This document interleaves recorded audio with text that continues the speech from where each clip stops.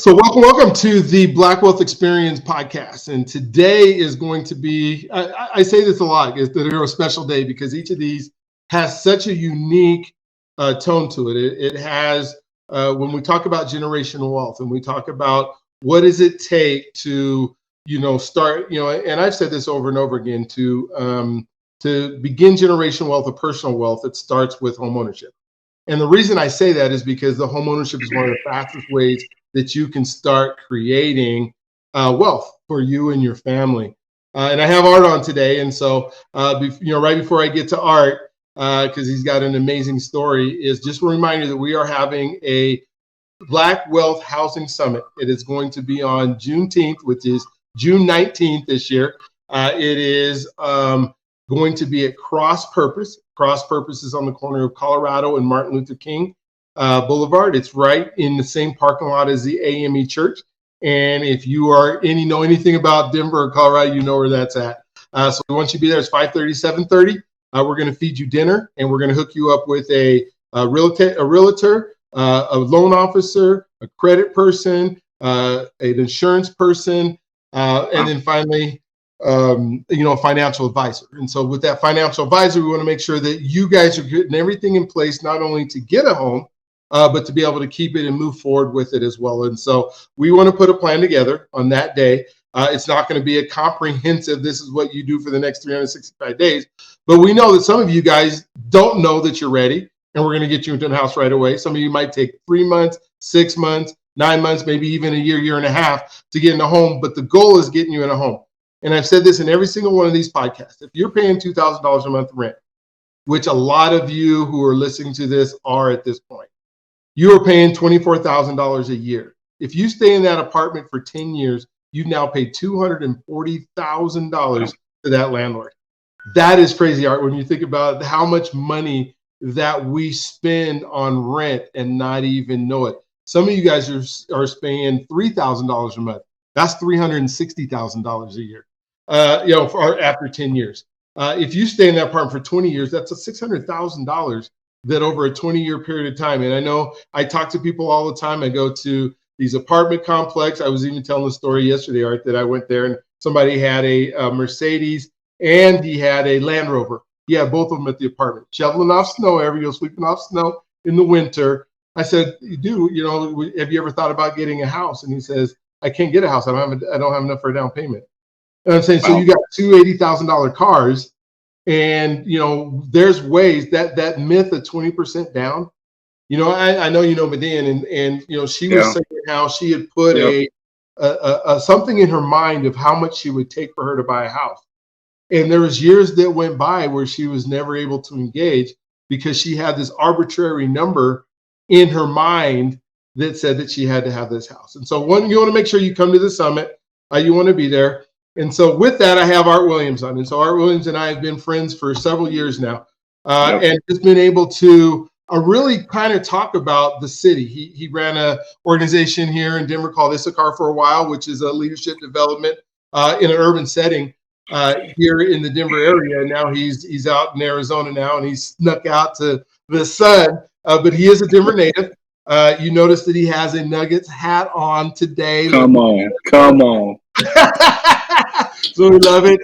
And whenever you're watching this, last night is when the Nuggets won their first championship in 47 years. So you can go back to whatever that date is. So it's pretty cool. I was born here, so it's been my whole lifetime that the Nuggets haven't won. And so Art, if you want to kind of what I would love for you to do, because I know where you're at now, but I know what it took to get there. And if you can pretty much share with the audience here what that journey's been like, from growing up and your story, because I think it's impactful to where you're at now and the possibilities of where you're going. So it's all yours. Please go ahead and share. Sweet. Well, thanks for having me, Brian. It's good to get on here, man, and just share a story. Yes, one of those stories is I remember going to the McNichols Sports Arena, watching the Denver Nuggets play for years. David Thompson on my world. Yeah, man. I mean, now I will say this. I was kind of on the back end of it, man. So, kind of right at the beginning of the 90s, late 80s, early 90s, man, when Mahmoods and the Dikembe Mutombos and LaFonso Ellis's. All those guys were there. I actually remember LaFonso Ellis coming up to our middle school, man. Oh, wow. And he was one of the first NBA players I ever got to meet in person. So it's pretty sweet. All that to say, man, story matters. There's an importance to story. And my family and I went and jumped in the pool in the backyard, man, because we do live in Phoenix, Arizona. And so that is a must. But, you know, just to celebrate that long awaited victory. So it was pretty cool. But yeah, man, so grew up, born and raised in Denver. Man, I was born at Denver General Hospital, DG, as we like to call it, man. And hey, if you're a native from Denver, man, I'm sure.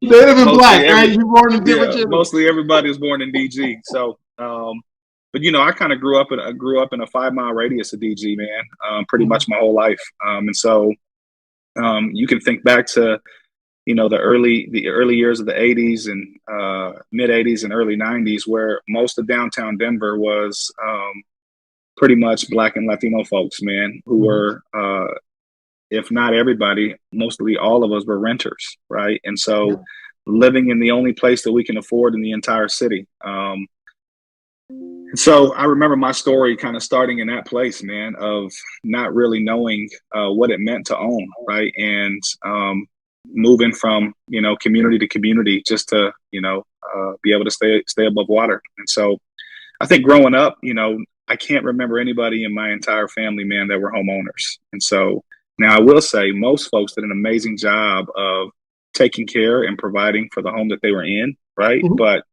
you know, when it came to actual home ownership, it wasn't a conversation, and it didn't feel like a reality for many of us. And so I'll never forget, man, I kind of grew up in Denver, went to middle school, high school, and then had an opportunity to go to college and play basketball. And I remember coming back, and one of the recruiters that recruited me to play ball, he came into the house and we built a relationship. And he asked me, I remember him asking me, hey, do your parents own this place? He didn't realize that my parents didn't own it. Mother didn't own it. And my grandparents, I found out that they did own the place and didn't realize that they owned the place until he asked the question. But they were really, you know, outside of everybody else, the only people that owned it. And I don't even know if my parents and their folks even knew that. And so I remember connecting with he and his family, and he started talking about home ownership and his son, and you know, the money that they had saved up for college and the money that they were saving for home ownership for his kids. And I was blown away. I was like, man, these are just not conversations we were having. We were just excited that I graduated high school, like, so, and that I had an opportunity to go to college. And so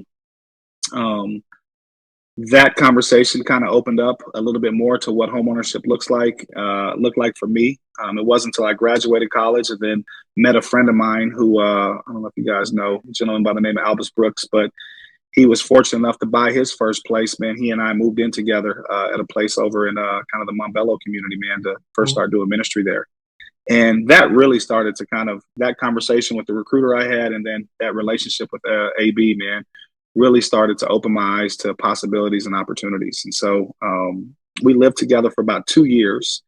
And I started saving money, man. I started saving money and asking questions about home ownership that not a lot of my family members could answer, but folks that I was exposed to kind of in the greater community, you know, people that had experience in home ownership and building wealth and legacy started asking questions, and they started to help me kind of get a better understanding of it. And so started saving money. And long story short, my wife and I were married in 2005, and we purchased our first place out in Green Valley Ranch, man, a little two bedroom townhome, and that kind of shifted the narrative for us. So I'll stop there. Did that make sense? Oh yeah, that is totally exactly what, when you went through that process of, you know, we're buying this house together, and you kind of, you know, now you've been living with all this, you kind of saw somebody that kind of looked like you, was your cousin, was your family that did it. So was that important to have some people and peers that you could look at, that you could see that happening? Yeah, man, I actually just shared this today. I remember hearing this comment that 8 out of 10 people will do what they see, and only 2 out of 10 people will do what they hear, right? And so we're a visual people. And so when you see somebody, number one, doing something, but number two, somebody that looks like you and kind of comes from a similar background, then it gives you a little bit more freedom to kind of adventure in and experience, or explore, I should say, sorry, explore kind of this new territory. And so having AB, we were kind of around the same age as well, man. I mean, he came from a pretty sweet family, man, and just had a lot of access to folks that kind of helped him start thinking about it at a much younger age than me. But having him kind of purchase that first place, I think for me was like, oh, you can do it. I can do it. And so let me start asking some of the same questions to, people in your network, man, to be able to help me better understand how to do this. And so that was huge for me, man. Having that experience from him was huge. Gotcha. Well, one of the things that seems to be a myth, that is, especially in our community, it says in order to get a home, you have to have 20% down, and you have to save that 20% down. So on that first home, that 2-bedroom in the Green Valley Ranch area, were you thinking, hey, do I have to have 20% down? And then did you do 20% down? I mean, was that something you were able to save up for, or was it something that, no, we did another program?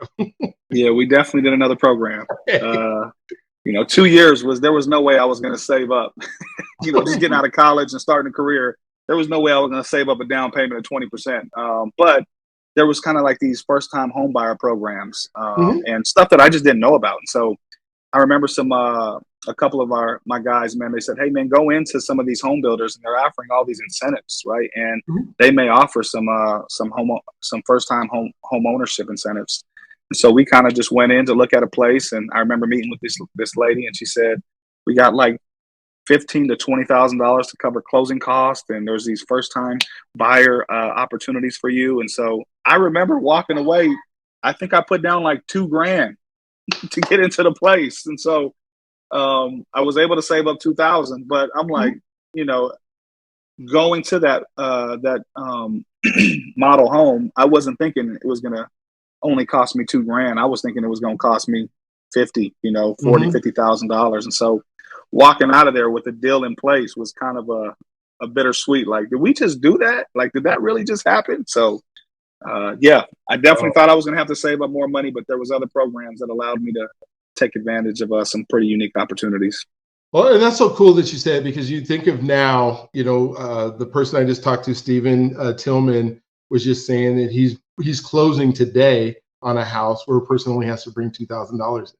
I talked to, another young lady at the African leadership thing on Saturday, and she said she moved into her first place and had to bring $800 in, is what she had to bring in.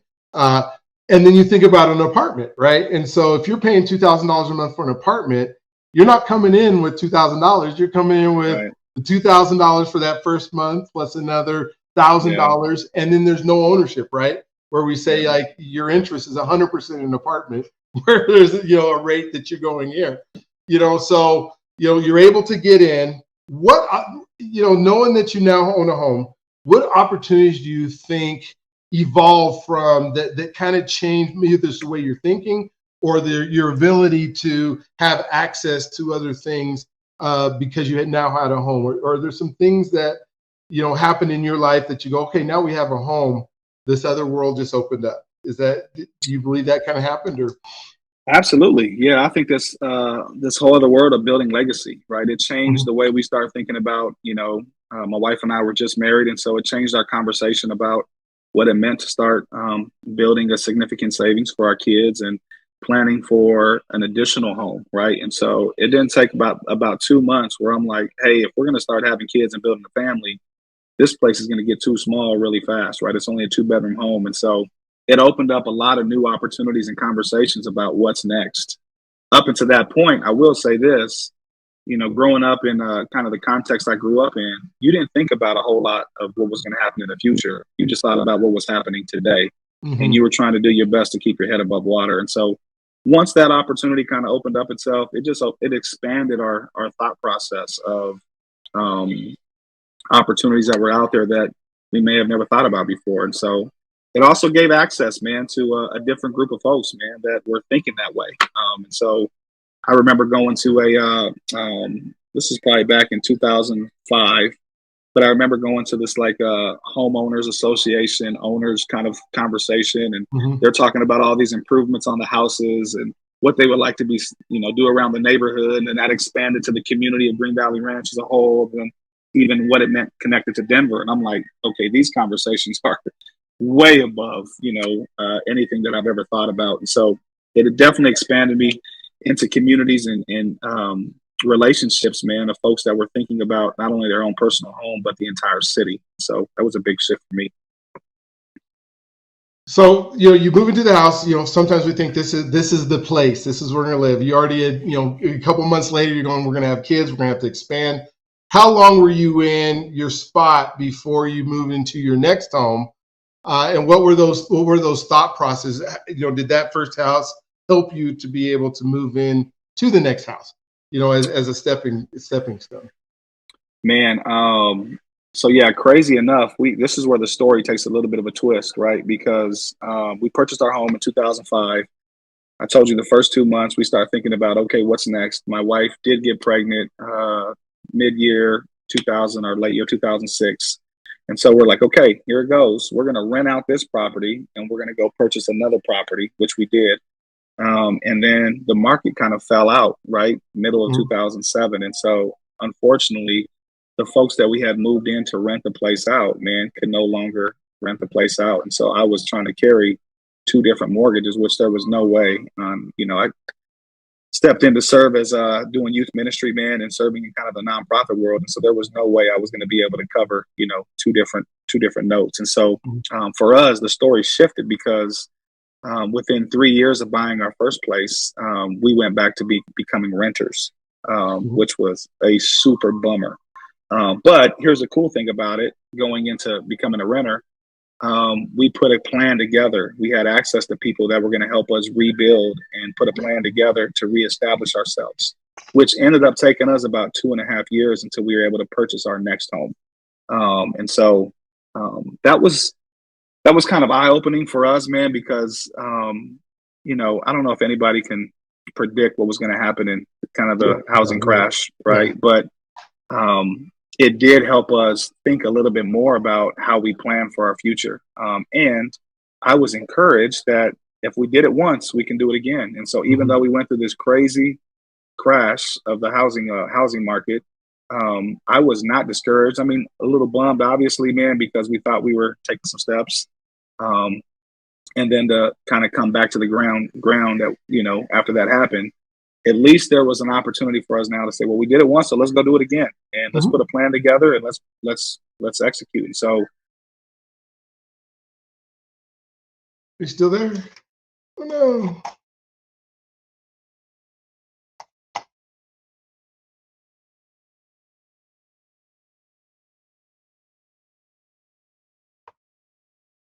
I can see you. All right, we're back now. We're back. So we'll cut that pause out of the editing. The internet kind of stopped on us. So I think where we're cut off was you were talking about there was belief in we can do this again. We've done it once. Was there ever a time in that process that you didn't think you'd be a homeowner again? I would say initially, right? I mean, it was kind of that you feel like you moved 2 steps forward to move 3 steps back, right? And I just did not feel like I had a lot of control when all the housing market stuff was hitting the fan. And so, there was this, kind of this thought in my head, the too good to be true. Like, oh man, I knew it was too good to be true. We just became homeowners and now we're back to square one where we were before. And so, yeah, I had to wrestle around with that. But I would say from a faith perspective, I'm a man of faith, right? And so going into my prayer closet, man, and having a community of people around me that were like, hey, this is just a minor setback. There's still going to be opportunities, I think, gave us the encouragement to move forward. But absolutely, man, there were times where I'm like, shoot, I don't know if we're going to be able to pull this off again. And then because of that community, because of my faith, man, I think there was, a forward movement. And, well, we did it before, so let's do it again. We just got to start rebuilding. So. Absolutely.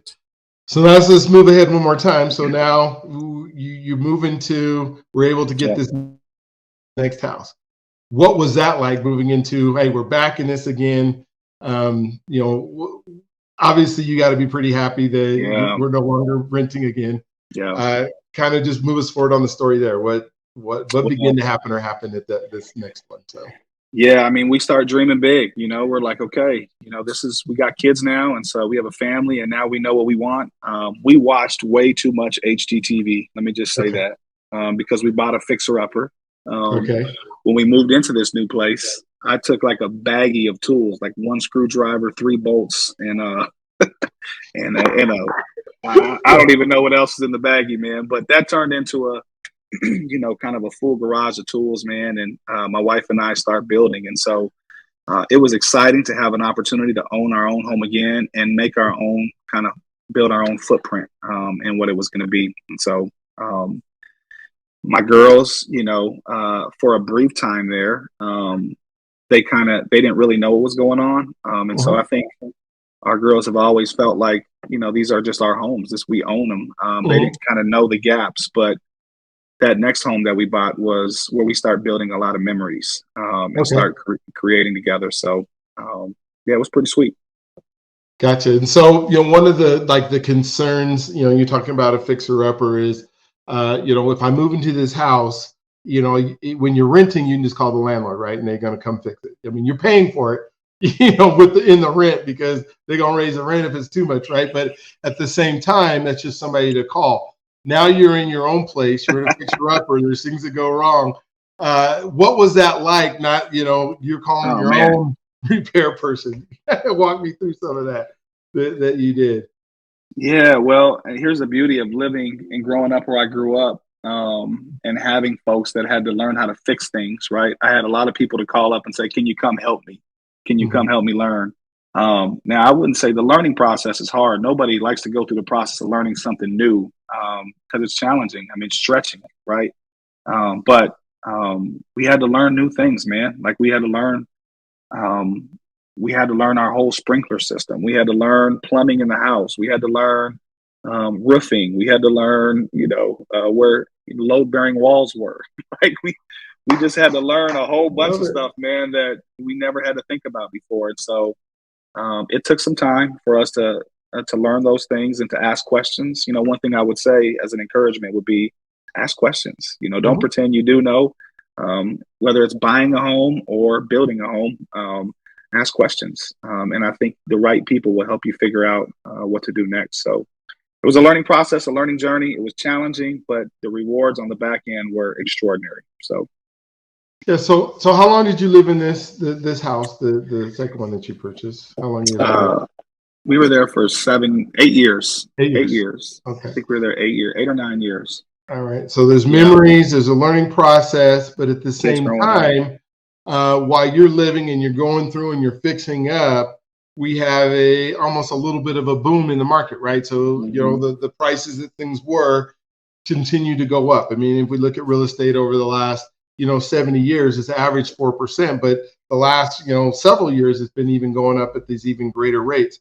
And so now you're in this house. I'm assuming you're thinking, you know, you're probably not leaving, but then life happens, right? And then now the opportunity comes to move to somewhere else, to leave even the state.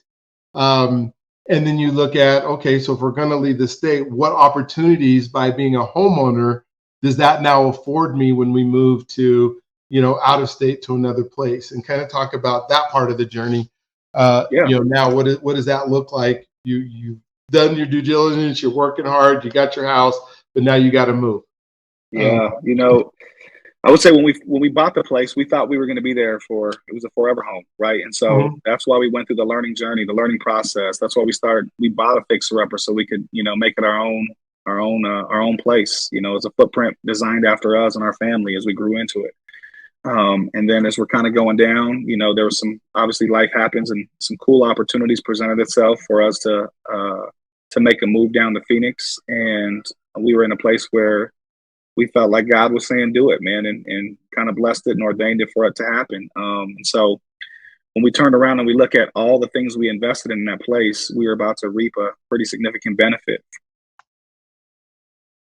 We froze one more time. So hopefully you come back here in a second. There we go. Okay. We're back. Okay. So I was just saying, we're about to experience, you know, if I just rewind time, we went through this crazy loss in the housing market in 2007, 8, 9 kind of time. But now on the other end of it, we are going through this amazing housing boom, and we're about to experience the blessing, the other side of, what we saw in 2007 to 2009. And so some of the investments, some of the work that we put in the house, we're going to pay off, right? And so we were going to be able to make a pretty good profit that was going to help us shift and move into this next place that we felt like God was calling us into, man, which was here in Phoenix. And so we were able to sell our place in Denver. We kind of went through this whole conversation of, well, maybe we'll rent it out and we'll keep it, and we'll get some renters in there. Now, for us, thinking about owning a property from a different state was a little bit of a headache. We were like, I don't know if we want to do that. And we, it's our own personal story. I mean, we have an experience of having two places, and that didn't go well for us the last time, right? And so we kind of wrestled through the idea: do we keep it and just kind of launch into a new place, or do we sell it and buy the property that we feel like we really want in Phoenix? And so we ended up selling it, and we bought the property that we all love here in Phoenix. And so that house was a kind of a launching pad for where we are today, and we love our place where we are today. So all that investment, all that sweat equity, all that rebuilding and kind of getting into home ownership again paid off on the back end, not just only getting us in a place here, but also helping build some wealth in regards to legacy for our kids as we move forward. So it's been pretty sweet. Gotcha. So just to back, so when you bought your first house and you got married, could you ever imagine living in the house that you're living in right now? No, man. I would say, growing up where we grew up and the way we did, we were only thinking about what today had, what was today. And so, this dreaming away, this feels way far off. You've been here, man, so you get it. I get it. It is very different. And I will say, Denver is a different market than Phoenix, right? And so your money goes a little bit further here in Phoenix at this point. But no way did I ever think we were going to be able to afford or position ourselves to be in a place where we can call a property like this home. So it's been pretty sweet. Well, this will kind of be my last question before we get down. But knowing the power of home ownership and the way that it does, what seems to be next? For the Williams family, what are we in our forever home, and then we go buy something else and rent it out? Are we in the possibility of something even grander at some point? Now that you're able to think big and dream big and experience. Something that's so bigger than you ever could, imagine. 321, right? Immeasurably more. Immeasurably more. Yeah. Yep. Man, it's a good question. I would say, do I know if we're in our forever home? I don't know that, right? Because seasons of life, what I've learned is seasons of life change all the time, and you're just trying to do your best to adapt to what season it is. And so what I will say though is, am I dreaming about other homes? Absolutely. Right. Like, am I thinking about investment properties? Am I thinking about opportunities for our family in the future? I mean, my daughter is 16 right now. So, when I'm thinking about her going to college, I'm like, I don't want her to stay in the dorm. We're going to purchase a place, man, so that she can stay in, and maybe her, roommates can rent it out from her and kind of cover the note. And so all that to say, like, it just opens up, it expands so many different ideas of what, life can look like from that perspective. And so here's what I do feel like in this season, we just have permission to dream big. And I feel like God has given us that permission to say, don't let anybody stop you from dreaming. Like, pursue the things that I have for you. And it's not all, don't want folks to hear this the wrong way. This is not that prosperity piece, right? But it really is the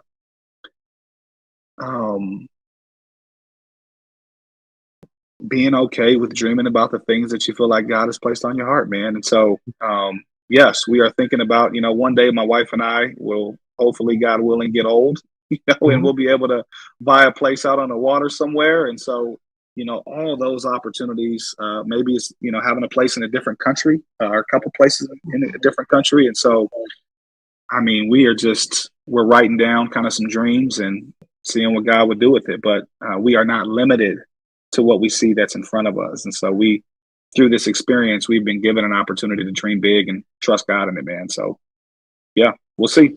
Gotcha. Well, thank you so much for being on and being part of this podcast. I hope people take away that there's possibilities and through home ownership, and you're not living where you're living now had you not started somewhere and just got going.